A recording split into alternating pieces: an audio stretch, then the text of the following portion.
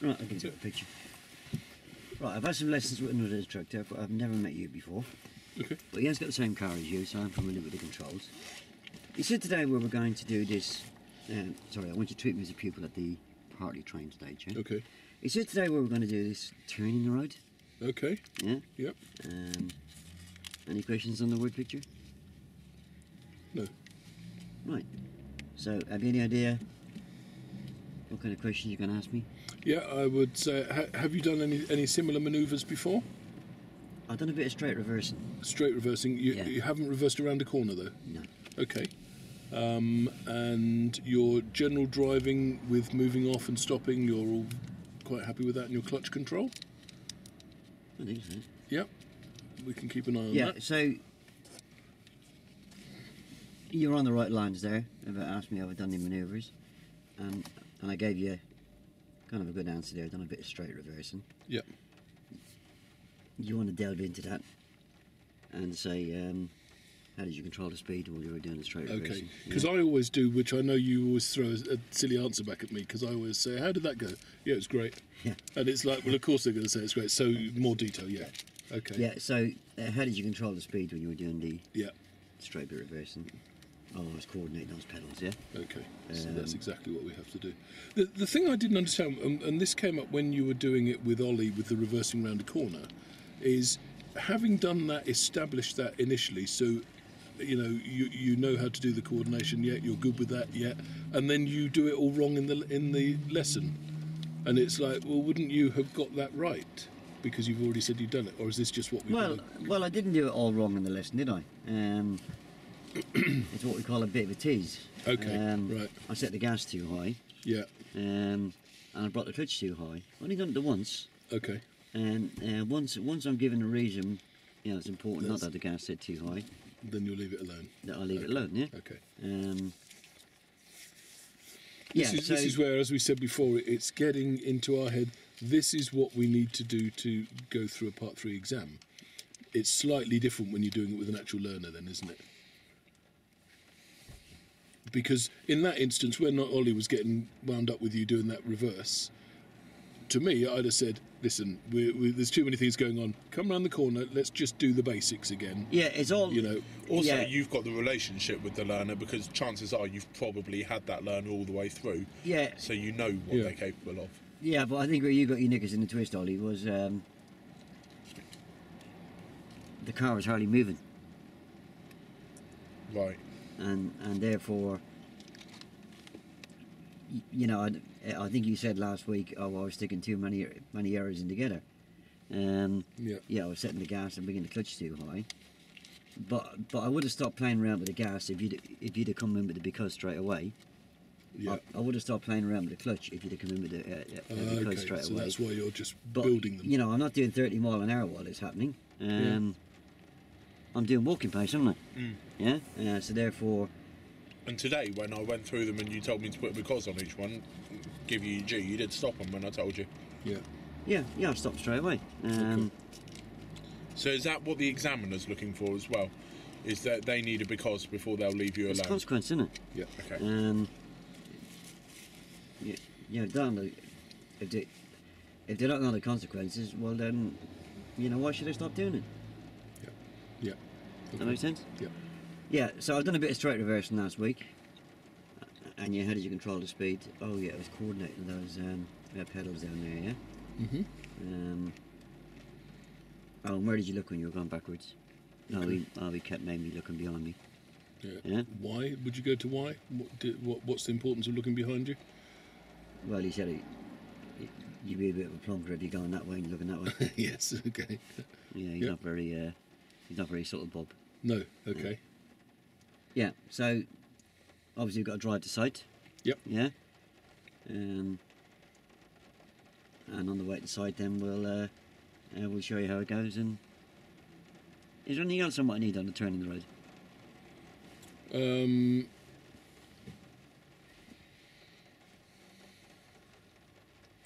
Not that I can think of.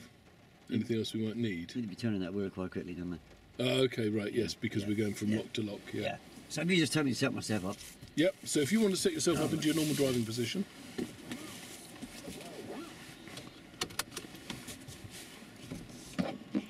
just tell me what you can see out that rear view mirror there, Tony? Oh, I can see the whole of the back window. I can see a bit of my head straight and a bit of yours. Perfect. And the door mirrors? I can see about 2 finger widths. I can see the sky at the top and the horizon in the middle. And the same with that one. Okay, from your normal driving position. Fantastic. When you're ready. Was it raining when you went out with Bob? I think it rains in every one of my lessons. I'm sorry? I think it rains on all my lessons. Oh, does it? Yeah. Internally, if not externally. Yeah, they call me lucky. So you're aware of the position of the wipers and the controls for that? Oh, yeah. Would you cover that? Or, no, we're partly trained, aren't we? So.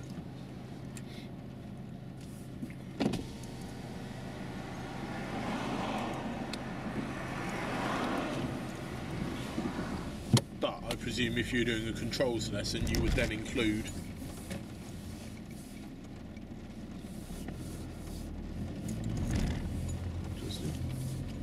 and turn right. Turn right here, please, Tony. And just as you're lifting that clutch up, try and be a little more gentle with it. Just come up the width of a £1 coin each as you move your. What you're looking for is your left foot to be smooth. What you're looking for is when you get to the biting driving point, Tony. Then just keep your clutch still until the wheels have had a chance to turn a bit. Right. Yeah. Okay. And because if we lift the clutch up too quickly, we can. Well, that's the kind of control we're going to need in this manoeuvre today. Right. Right. It is. Yes. So is that why you do that there? Just you're deliberately showing me that you can't do it properly yet? Well, don't forget, it's a test, isn't it? So yeah. I'm not going to sit here and be able to say, am I? No, I'm sure you're not. It's a bit like me getting my tyres out and you getting your tools out to get me to put my tyres away, yeah? Yeah. That is a good way of thinking of it, isn't it?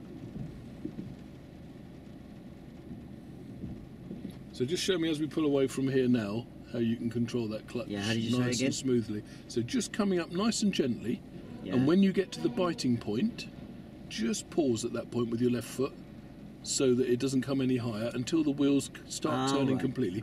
Then you can release it right the way out. Okay. And it just stops that jerkiness. Yeah. Can you remember what the consequence of it is if you do come up too quickly like that? Yeah. It could also stall the car. Yeah. And I remember you saying before, you don't want to stall your car. Yeah. In fact, that might have been the previous person, not you. Perfect. That was really nice. That's the sort of clutch control we need when we're doing this manoeuvre. Absolutely fantastic.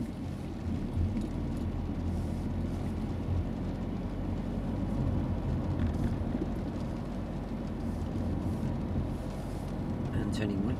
And we're going to turn right here, please.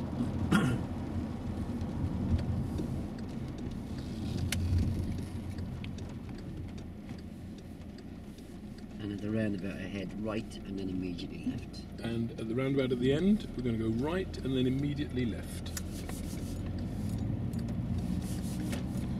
Okay, when you're moving your hands on the wheel, try and move them, use the complete arc of the wheel rather than little shuffles, because when we do this manoeuvre, we're going to be doing a lot of turning. And so you want to be able to move the wheels smoothly but effectively. I don't know what you mean by that. So just instead, you carry on round, go left here, let's get you safe from the other road users, and then try and run your hands from 12 o'clock position to the 6 o'clock, all the way round like that in one smooth movement rather than little shuffles. So if I'm going left, I steer from the top, is it? Yes. If you're going left, you steer from the top. You do it with both hands, both right up to the top and then both right down to the bottom, still with a push-pull technique.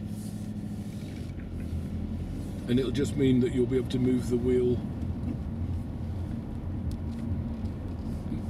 more quickly with less movements. Is this turning the road really hard then? No, it's not really hard at all. You'll find with the other stuff you've done with the clutch control and with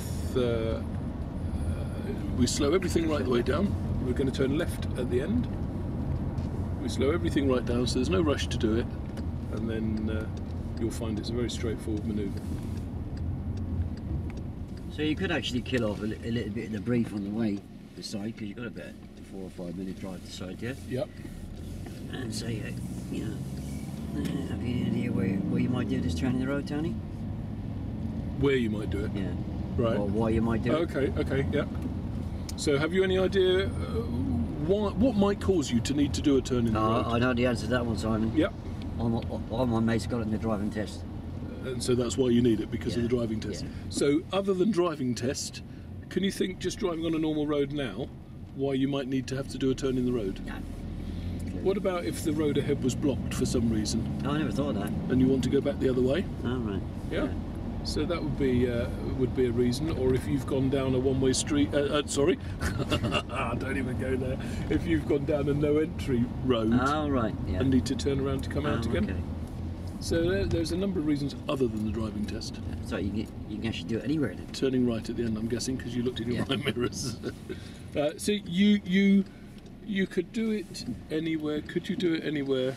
Anywhere except a one-way street, because otherwise you'd be turned around to go the wrong way, or a dual carriageway.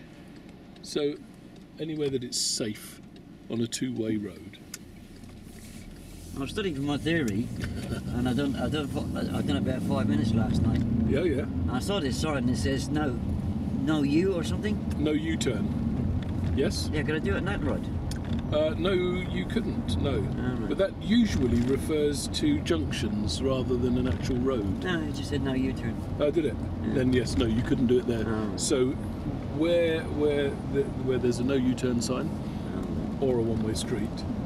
So in other words, where you're permitted to do so. Or a dual carriageway. I suppose Or a I dual can't do it carriageway, from that which we way, said, can I? yeah. I'm going to take the next turning to the right. So we're going to take next right. And you get me to pull up. Okay. And once we're around there, if you could pull over on the left where it's safe and convenient to do so, and legal.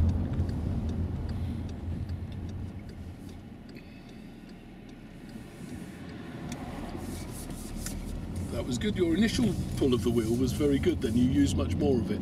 So we'll once if you pull up where it's safe and convenient.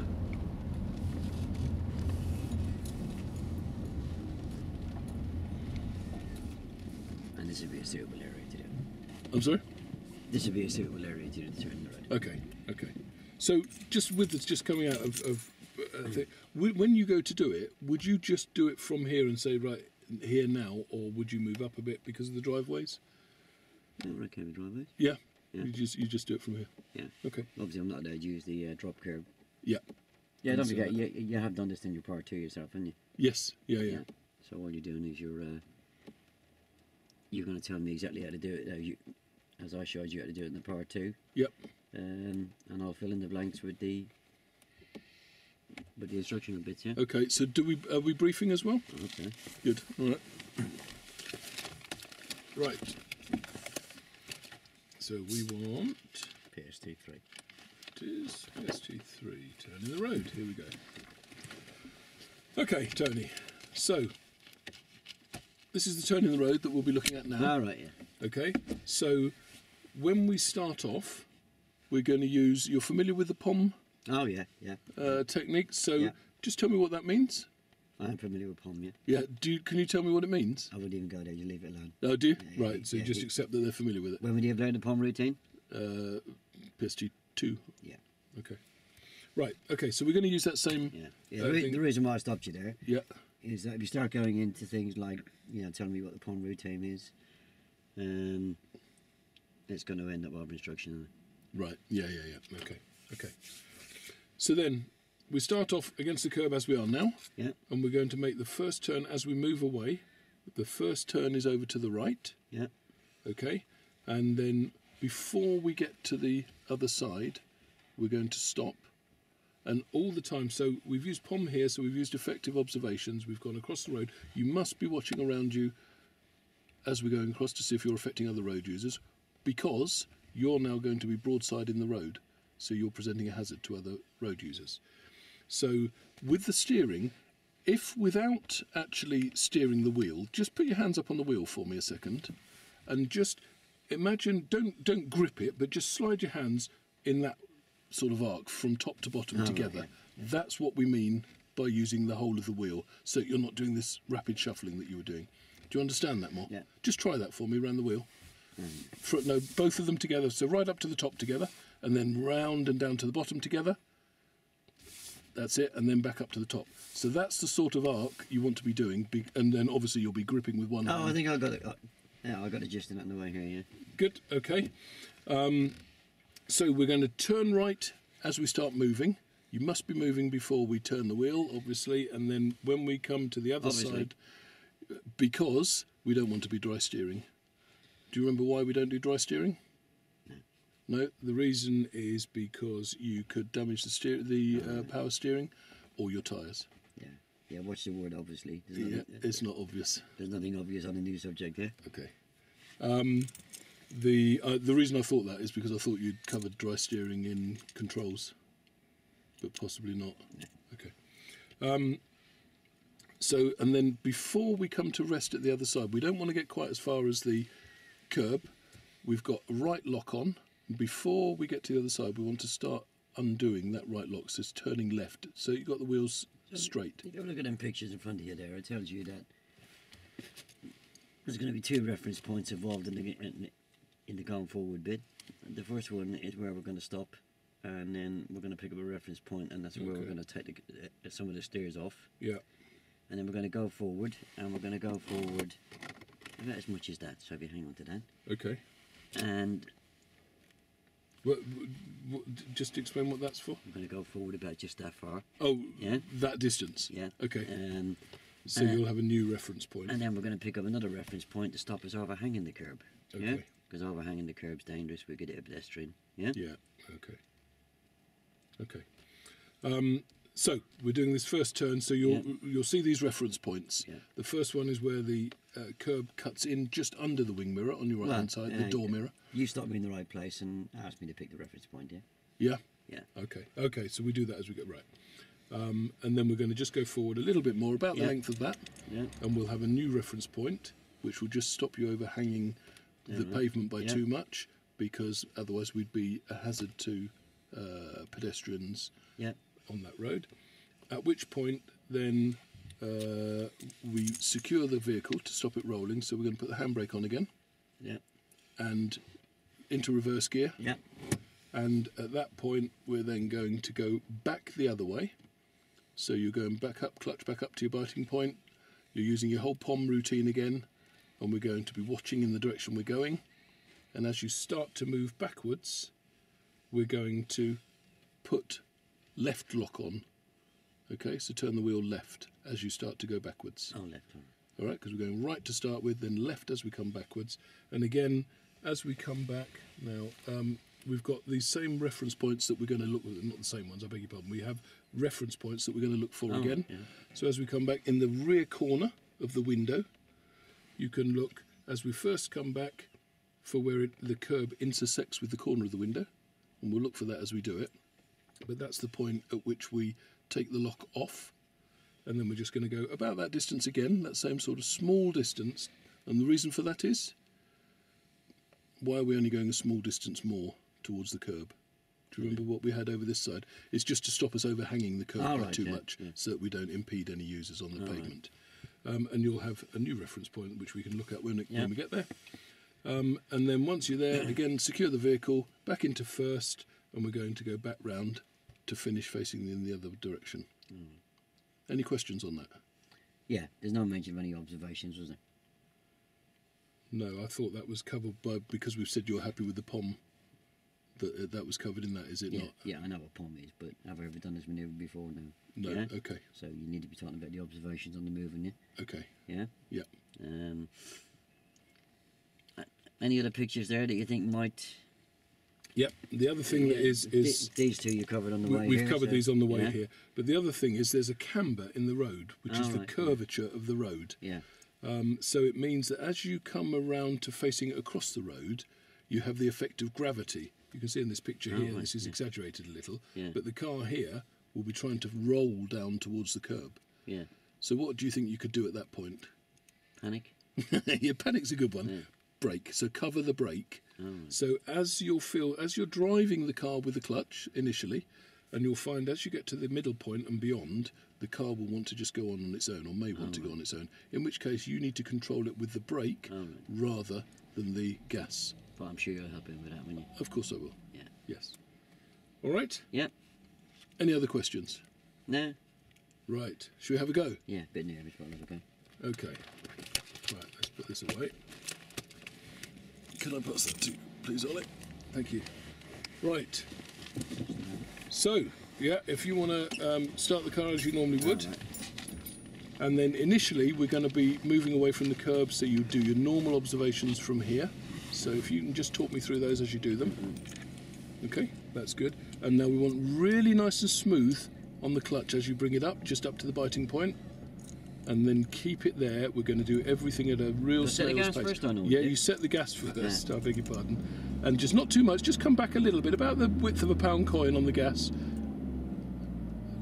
About there. So hold it there now, and then bring the clutch up gently to the biting point.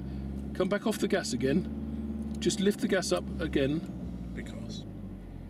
Because thank you, sorry. Because, do you remember what happens if you have too much gas when we go to start? No, I've never done this before. Have you not? No. You didn't do it with moving off? No, I can't remember. Okay, all right then. So it's because we might just bounce off down the road at great speed if you've got too much gas on. And if you let the clutch up too quickly... I'll get a clutch up. Then that's it. Now, if you let the clutch up too quickly, we could jerk away without being ready. So just push the clutch back in a little bit, back down, about the width of a pound coin. That's it. Okay. Pardon? Yeah, the width of a pound coin, did you say? I did. Right. So that's now at the biting point, isn't it? Yeah. So at this point, now we can go into handbrake. Just release the handbrake completely. How would you know that the handbrake is off? Why am I playing around with that clutch? Because... that's exactly, because we didn't because we didn't because... I did do because of if you let it up too quickly. Is that not the thing? Okay. So, get the clutch to biting point. Push the clutch down the thickness of a pound coin, Tony. Push the clutch down the thickness of a pound coin. The clutch is too high. If the clutch is too high, it's going to fight against the handbrake. When we let the handbrake down. Then we could shoot off up the road and it would be out of control. Okay, right, because. Okay. Yeah. Right, okay. Yeah. Shall we continue then? Yeah. So we're at biting point now, so you can release the handbrake. Make sure the handbrake is completely off. That's confirmed, of course, by the red light on your dashboard. Right the way down. Right the way down. That's it, perfect. Now both hands on the wheel. All right. And then, have you done your observations?